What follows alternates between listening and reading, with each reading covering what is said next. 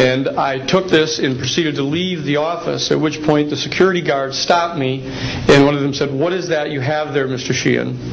At which point I handed the yellow pad to him, and he flipped through all the yellow pages and never found the copy that I had. And so I took that with me and brought it to the United States Jesuit headquarters, had a meeting with the staff, with Father William J. Davis, reported this to them, was authorized at that time by the United States Jesuit headquarters to make a report to the National Council of Churches and to request that the entire 54 major religious denominations of our country undertake a major study of extraterrestrial intelligence, which they declined to do. I was subsequently asked to deliver a 3-hour closed-door seminar to the top 50 scientists of the Jet Propulsion Laboratory of SETI, the Search for Extraterrestrial Intelligence, which I did do in 1977. I'm more than happy to testify under oath to these details to the United States Congress, and would be happy to meet with any members of the press at that time. You may recall I also served as chief counsel to the Karen Silkwood case, in which we obtained the rulings in the Karen Silkwood case. I also served as chief counsel in the Iran-Contra case. It was the first one to testify before the United States Congress to the existence of the off-the-shelf enterprise of Richard Secord and Albert Hakim. I'll be more than happy to share the details of what I believe to be the relationship between this off-the-shelf enterprise and the secret government, which is concealing this information from the American public. And I am happy and proud to serve as general counsel to the Disclosure Project. Thank you very much.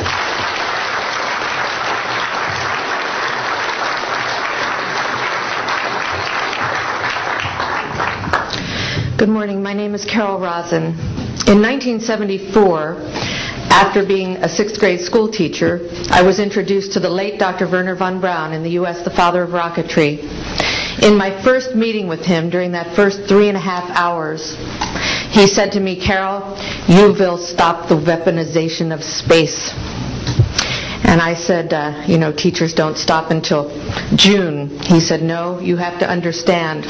This is February, and we have to prevent the weaponization of space because there is a lie being told to everyone that the weaponization of space is now first being based upon the evil empire, the Russians. There are many enemies," he said, "against whom we're going to build this space-based weapon system. The first of whom was the Russians, which was existing at that time. Then there would be terrorists. Then there would be third world countries. Now we call them rogue nations or nations of concern. Then there would be asteroids." And then he would repeat to me over and over, "And the last card, the last card, the last card would be the extraterrestrial threat." Well, at the time, I kind of laughed when he said asteroids, and when he said extraterrestrials, I knew I wasn't going to deal with that subject.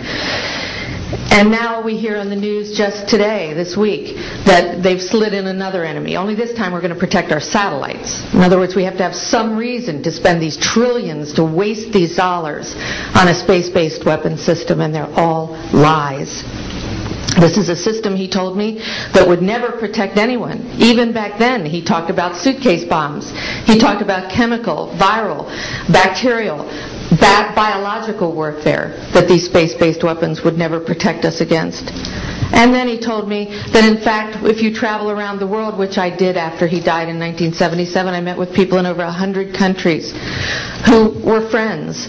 They didn't want to build space-based weapons. I became a space and missile defense consultant.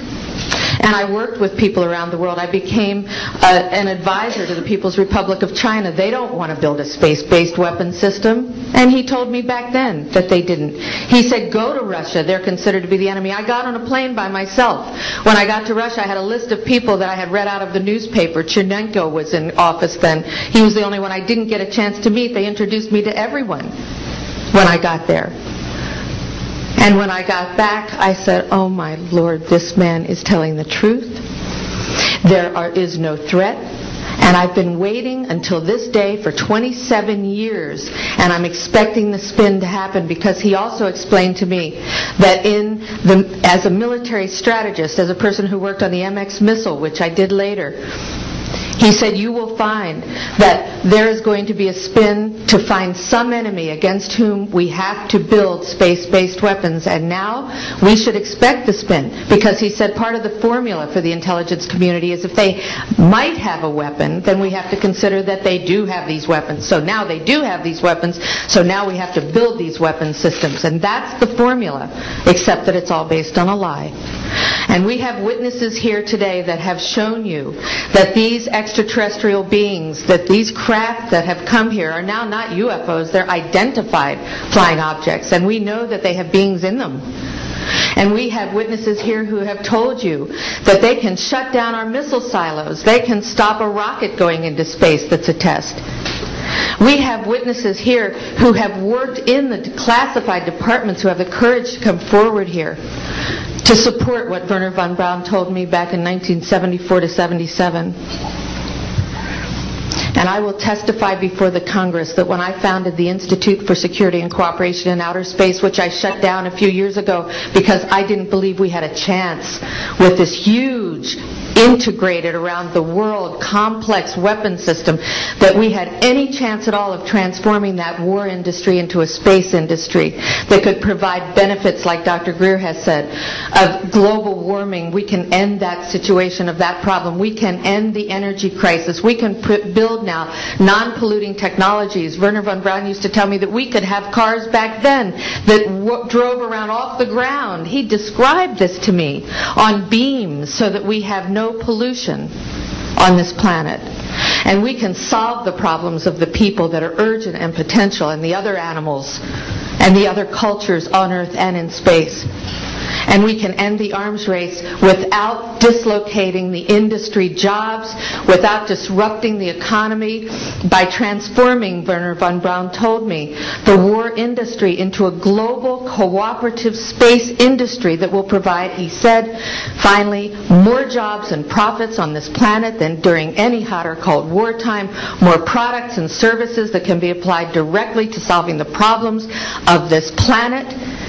And we can have a whole planet now that lives in peace on Earth, with all the cultures on Earth and with all the extraterrestrial cultures in space. And these are words that Wernher von Braun told me in 1974.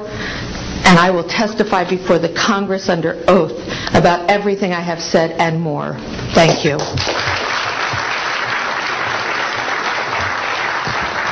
Thank you very much. I'd like to thank each of the witnesses and for your patience. We're running about 50 minutes late, and I do apologize for that. I want to emphasize that all of these witnesses each could speak for probably anywhere from 2 to 5 hours about what they have witnessed. We were trying to give you a snapshot. We have another 400 of these witnesses. I have carried this burden for 8 years. I'm now giving it to you, the American people and the people of the world, to take it forward. What I'd like to do now is open the audience for questions from the media. You may address them to me or to an individual witness as you deem appropriate. Yes, ma'am. Yes, Maribel Gonzalez with Reforma, Mexican newspaper. I have 3 questions. One is, Yes, I wanted to know if there are laws in this country that in some way allowed this kind of secrecy or not. And then I wanted to know if there's a need to change any kind of law. And the next one I wanted to ask you, if you may, is who is profiting from this secrecy that maintains in secret the solution to the energy crisis? I mean... Well, let me get to those, okay, quickly, because we are short on time. First of all, I think initially there was an appropriate national security apparatus in place in the 40s during the Truman and also Eisenhower years. By the late Eisenhower years, we have a testimony from Brigadier General Stephen Lubkin, still a practicing attorney, that by the late Eisenhower years that he had lost control of these projects primarily because of the compartmentalization into the military industrial complex. Operative word, industrial. There are corporations such as SAIC, Lockheed Martin, Northrop, and others that deal specifically with this issue, with advanced energy and propulsion systems connected to UFOs. And I think that what has happened, from the best we can tell, from insiders that have briefed me for now about 8 years,